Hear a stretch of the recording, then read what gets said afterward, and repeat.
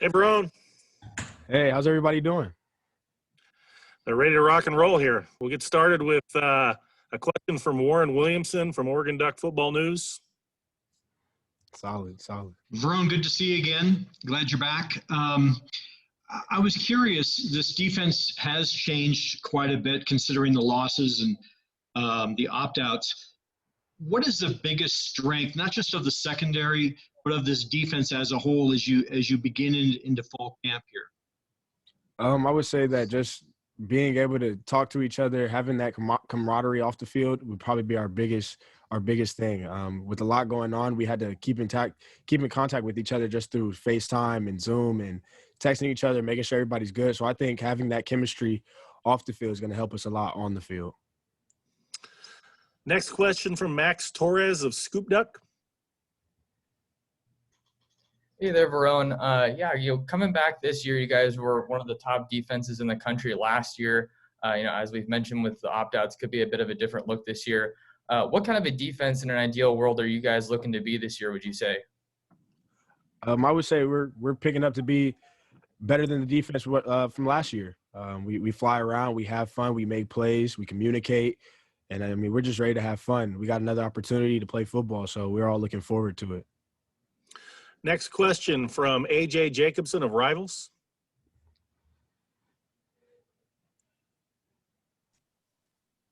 Hey, Verone, good to see you. Suddenly as a sophomore, you are one of the veterans of the secondary here. So kind of as one of the veteran voices, kind of tell me what the mood was when you found out. It was no huge surprise that some of these defensive backs opted out for the NFL draft, but what was the mood of the defensive backfield, and what is it now going forward when you've had to regroup with the people you have? The mood was we're all ready to go. We all practice the same. We all get the same concepts. We understand everything. So it was like next man up, no matter what happens. We all got to be ready to play. We all are ready to have fun. We were excited. And we got the news. We were excited. Everybody was locked in and excited to play football again. Next question is from Tyson Alger of The Athletic. Hey, Verone, your Twitter account's been pretty fun to follow on Saturdays and Sundays with just like the football breakdown. Like just one, like what's it been like having that much access to, watching games? And then can you tell me a little bit about is it Elite Media that you're doing stuff with? Yes, sir. Well, since we weren't playing at the time and just throughout quarantine and all of that, I've been watching a lot of film from the NFL to college and just watching a lot of film just so I can strengthen my mind and get better and better, even though we're not playing, because it's hard to get better when you're actually not playing. So Elite Media is a group. It's just a group of journalists, and some athletes are in it in the NFL, NBA.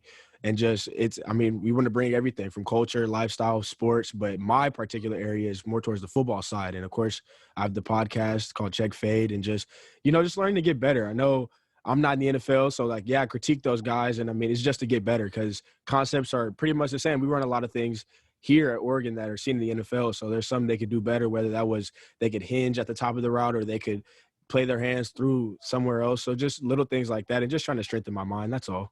How did you get involved with them? It was somebody. I actually have a friend. He's close with a lot of these guys. He's built a lot of contacts to where he goes to school, and he sees a lot of my tweets just from just my Twitter, and we've been friends since freshman year of high school. So he's like, I'm gonna put you in this, see if you kind of fit, and see how it goes. And we just hit it off from there, and that's when kind of the brand started building. Next question is from James Crapia from the Oregonian. We're on a lot of the secondary changes, but especially on the field side where you're at. One, do you feel a preference or more comfortable at either field safety or nickel? And regardless of which one you're at, what is the change? Because Javon and Thomas aren't there. So like I say, that side of the secondary really did change more than the boundary.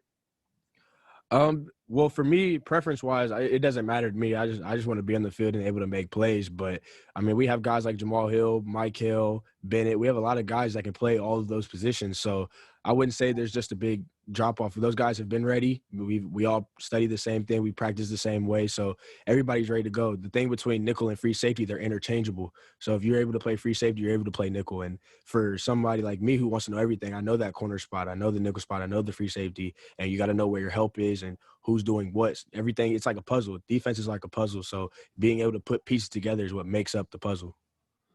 Next question's from Matt Preem of 247 Sports. Hey, Verone. Your freshman year, you played in the nickel, and then you made the switch just before Auburn last year, and you said it yourself, all the other positions. You're maybe one of the most versatile guys in the secondary. What's the best spot for you? Where do you feel the most comfortable right now? Oh, that's a tough one. I like the nickel a lot just because you get to cover so much and you get to blitz and everything. But I also like free safety because I feel more like a quarterback. I feel like I get to quarterback the defense more. I get to talk to the boundary side. I get to talk to the D line. I talk to the linebackers. So it gives me more freedom to be vocal. I like to really be vocal and make sure everybody's on the same page because for this defense, the sky isn't even the limit. It's more than that. And as long as we're on the same page, it's hard for us to be beat, I feel like. Next question is from Eric Scopel of 247 Sports. Hey, Verone, I know you and Javon are really close personally. I wonder that decision that he made, how that affected you personally and kind of what it's like not having him around practice and in the building and everything right now. So I've been talking to Javon beforehand, even before he made his decision and everything, and I supported whatever he wanted to do. I understand the decision he made, and of course, that's one of my best friends. I love playing with him. This past year was so much fun, but I understood what he had to do, and we had a conversation, and he was just saying, it's time for you to step up. I expect to see you right behind me 1 to 2 years later. And he says the same thing. So just stepping up, understand that I got to step into a leadership role and really make sure I pick up my teammates and pick up my communication and my energy at practice and kind of be one of those leaders. So next question's from Ryan Thorburn from the Register Guard.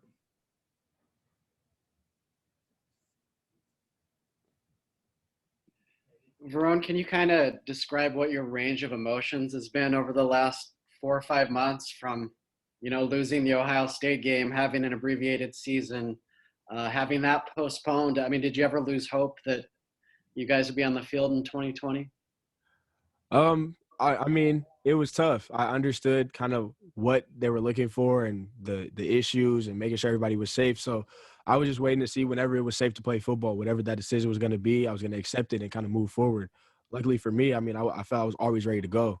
Always. I was always checking on my teammates, making sure they stayed locked in as well, and just making sure that we stay on our P's and Q's. We make sure we're still watching a little bit of film, making sure we're still keeping our minds fresh for whenever that time comes. But, I mean, I was ready to go whenever. It was just whenever we got the call, I was just excited. It was like, it's time to play ball.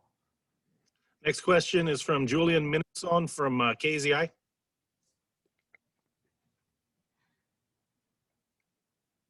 Hey, Verone. You talked about watching college football and having a little bit more time to do that during this time. What's been your biggest takeaway from watching other teams play that maybe you can take into fall camp, maybe big mistakes that you've seen specifically defensively? I mean, everybody's scheme is a little different, and just kind of with that time off, you can tell people have had time off. So something we've emphasized a lot around here is just making sure that we're doing our fundamentals. We have the fundamentals down packed, so that should not be an issue. And just taking care of the little things, the little details within the defense, whether that's a drop, whether that's your hand needs to be here to get off of a block or something like that, making sure we take care of those little details. Because for the most part, everybody understands the scheme. We understand the big picture, but it's the little things that make sure that every little teeny-tiny thing is fixed. So, next question, Tyson Alger from The Athletic.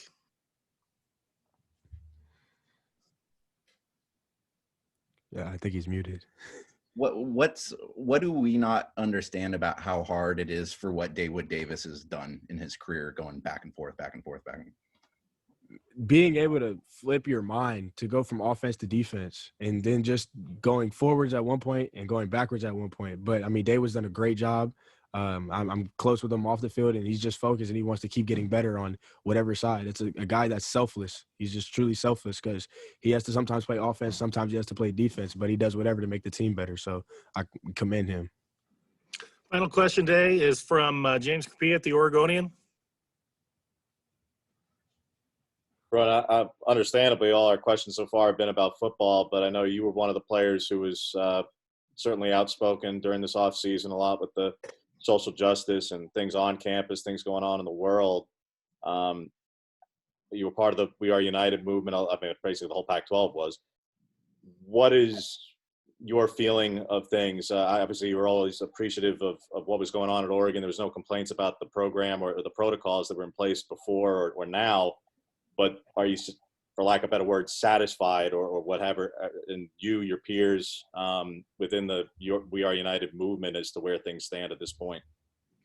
For me, when the We Are United stuff came out, I was just supporting my brothers who wanted to make a change and make a difference. With everything with the social injustice and everything like that, I mean, it's never truly going to be solved, and it's always going to be.